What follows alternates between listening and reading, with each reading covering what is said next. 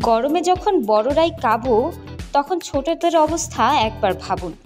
গরমের শুরু থেকেই অনেক শিশু লুজ মোশনের ফাঁদে পড়ে কষ্ট পায়, আর সেই দৃশ্য দেখে বাবা মা চমকে ওঠে।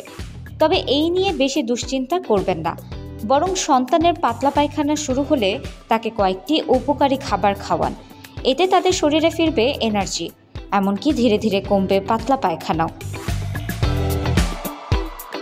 কলা, এই ফলে পর্যাপ্ত পরিমাণে পটাশিয়াম, আয়রন এবং ফাইবার রয়েছে, আর এইসব উপাদান কিন্তু ডায়রিয়া বা লুজ মোশনকে বাগে আনার কাজে সিদ্ধহস্ত। খাওয়াতে হবে দই। লুজ মোশনের সময় অন্ত্রে মজুদ থাকা ভালো ব্যাকটেরিয়া প্রাণ হারাতে থাকে, তাই সন্তানের কোলনে ভালো ব্যাকটেরিয়ার সংখ্যা বাড়াতে চাইলে তাকে রোজ 1 বাটি দই খাওয়ান। আপেলই মহা ঔষধি।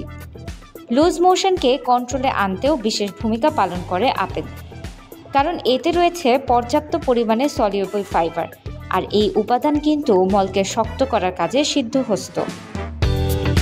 তাছাড়াও খাওয়াতে পারেন ভাত, কেননা ভাত খুব সহজেই হজম করা যায়।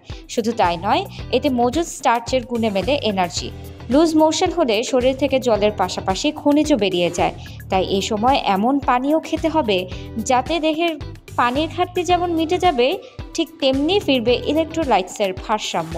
ডাবের পানি হলো এমনই একটি অত্যন্ত উপকারী পানীয়।